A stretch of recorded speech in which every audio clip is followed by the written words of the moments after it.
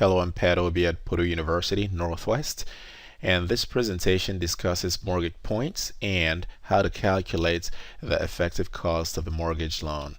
So here's the thought process. A difficult decision when getting a mortgage is whether or not to choose a loan with points, which are a kind of upfront fee in exchange for a lower interest rate. So here's a scenario I've created here. So suppose you have a choice between two loans. One offers you a 5% fixed rate mortgage for 15 years, and the other offers you a 4.5% fixed rate mortgage for also 15 years. However, attaching to it is a 2% discount point. Now, 1 point is 1%, 2 points is 2%, etc. So now the question is, which option is less expensive? You do want to save money while taking out a loan, in this case an amount of $225,000. So let's analyze. Now for the 5% loan, you calculate your monthly payments to be $1,779.29. Again, to use your BA2 plus right here, second clear TVM, second clear work, and then you put in 180. That's your N. You put in your rate, which is 5% annually, divided by 12. You got to do it this way so you don't have rounding errors. You don't want to just type in 0.4167 because there's some numbers afterward. And then you hit 1 over I and 1 over Y, and then or I over Y, and then you put in the present value of the loan, which is 225,000 with a negative. All right, and then that's the present value of the loan, and then you compute payment, and that's it. That's how you get that. And in the same vein, you calculate that for the 4.5% mortgage to get $1,721.23. So as you can see, if you were to choose the 4.5% mortgage loan with 2 discount points, you're going to be saving $58.05 per month. So it definitely looks more attractive. And in fact, if you calculated the effective annual rate on the two loans, you find that the effective annual rate for the 2 discount point loan is cheaper, 4.91% compared to that on the 5% no discount loan, which is 5.12%. Keep in mind the discount rate, the effective rate here is used to determine actually how much you are paying, given the fact that you're making payments monthly. And in this second case, you actually are walking away with less than $225,000. So now M is the number of periods, and in this case there are 12 monthly periods in a year, so that's why M is 12, right? And then you calculate that for the 5% loan to be 5.12%. Now though, for the 2 discount point loan, we have to be careful. I know that the nominal value of the loan is $225,000, but we have to subtract 2% from it because you're walking away from the bank not with $225,000 but actually with $220,500. And so to calculate the actual nominal rate, you'd have to use this number, 220,500, as your PV. And of course is 180 months. And the payment associated with this loan is nevertheless based on, as I show back here, 225,000. So that's what makes it kind of tricky and more expensive in a certain kind of way. All right, so you have to use that as payment, and then you calculate the nominal rates, the actual nominal rate, to be 0.4% per month. So since the nominal rate per month is 0.4%, that gives, which is R over M. R is your annual rate, M is the number of months, and so R divided by M is the periodic rate, or in this case the monthly rate. So when you plug it in there, therefore you find this effective rate. Nevertheless, we do show that this effective rate, regardless of this adjustment, is still less than this guy right here. By the way, I also show how to do this on spreadsheets right here. If I scroll down here to calculate the effective rate, So this is the amount of the loan that you're walking away with, term. This is the actual payment based, as I show up here, the nominal value of the loan. And then you're going to have to use the rate function to find the nominal monthly rate right here. And then use the effective rate formula. If I hit F2, you'll see I use the manual effective rate formula shown right up here to calculate the effective rate of 4.9%. So anyhow, going back to the presentation, so we seem to be satisfied that the 2-point discount loan is less expensive. But we have to be careful because not all that glitters is gold. Now, we have to be careful to note that to get that loan, we're going to have to pay $4,500 upfront. That's the cost for the savings of $58.05. So the question here really is, how long does the home buyer plan to live in the house on the same mortgage? Because as you can see, the effective rate of 4.9% on the discount loan is based on the assumption that the homeowner will live in the property for the term of the loan, which is 15 years. If that's not the case, then we have to reconsider the advisability of taking out the 2-point loan, which comes out initially to be cheaper.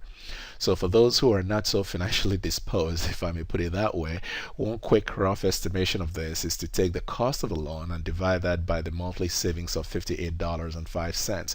And that comes out to be about 77.5 months. So you figure, well, you really need to live in this property for at least 77.5 months for the 2% discount loan to be less expensive. All right, this converts to about 6.5 years. However, we need to do this more correctly, we need to take into account the time value of money.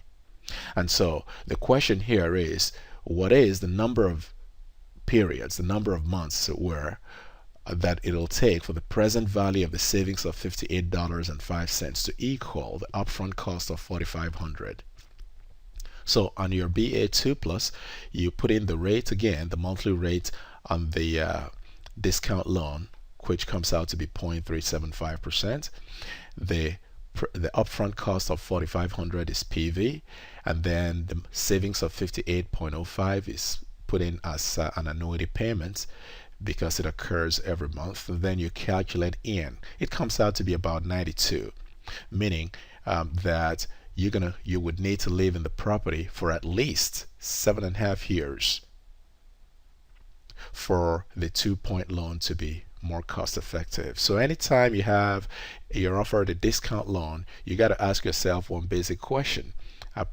Approximately how many months would it take for the benefits of the discount loan to equal the upfront cost that you're going to have to pay to take that apparently initially cheaper loan?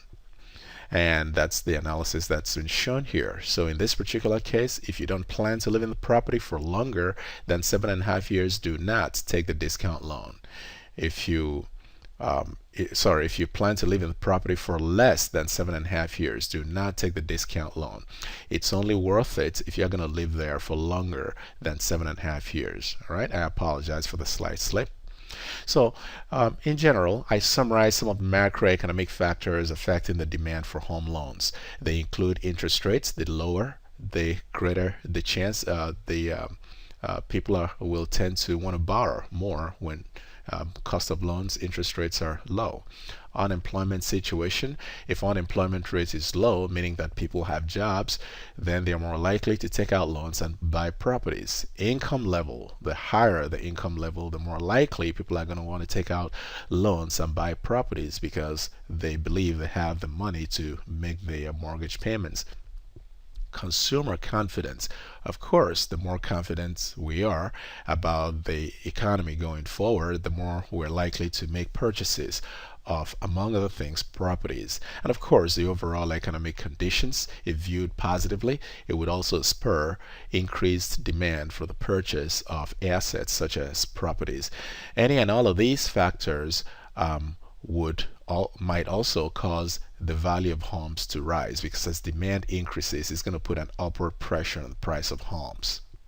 All right, now finally, I make mention of my book, which is a book on financial education written in simple terms. It's not a textbook. It's written for individuals with even as little as high school education to comprehend some of the important wise choices one ought to make to maximize wealth and quality of life. So I summarize here that this book, entitled "We Must Change the Way We Live," is a thoughtful and compelling narrative on how to make wise financial choices about advanced education and personal finance. It's broken into three parts, as I show here: education, personal finance, and offers a national perspective. And each of these parts deal with how we can make prudent financial decisions to maximize, as it were, our overall personal wealth and quality of life, as I mentioned earlier.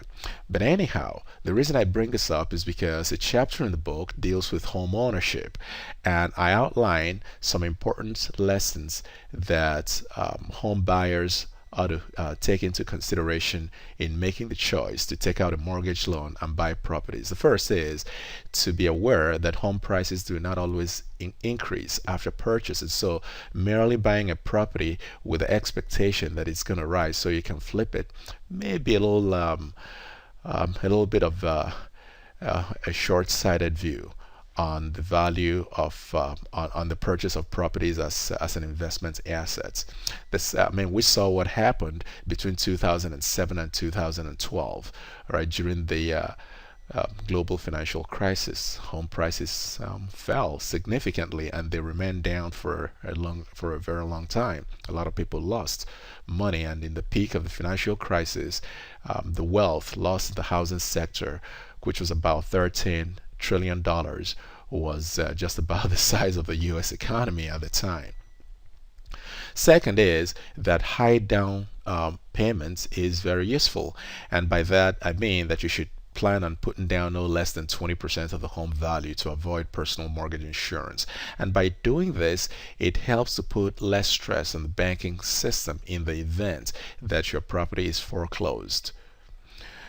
Thirdly, we should ensure the total house payment is no more than 30% of one's take-home pay. And for example, if your take-home pay is $3,000, then ensure that total house payment is no more than $900. House payment equals mortgage payments, property taxes, homeowners insurance, and where that applies, personal mortgage insurance. So this is going to help free up money for other important personal spending in the home.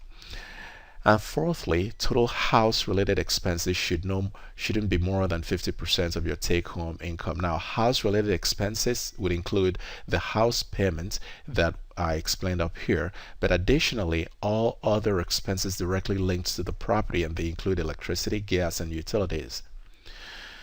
So now, finally and importantly, perhaps the most importantly, is you got to keep emergency savings, enough to pay about 12 months of house-related expenses and other living expenses. Other living expenses include food, transportation, and phone charges. Now, some investment advisors would say about 6 months or 9 months, but I recommend 12 months. The reason being that at the peak of the financial crisis in 2008, 2009, it took the average American, on average, actually, longer than 12 months to secure another employment. And even in most cases, those employments didn't quite pay as much as the previous employment. So to be conservative in this type of planning is to live on the safe side of financial life, as it were.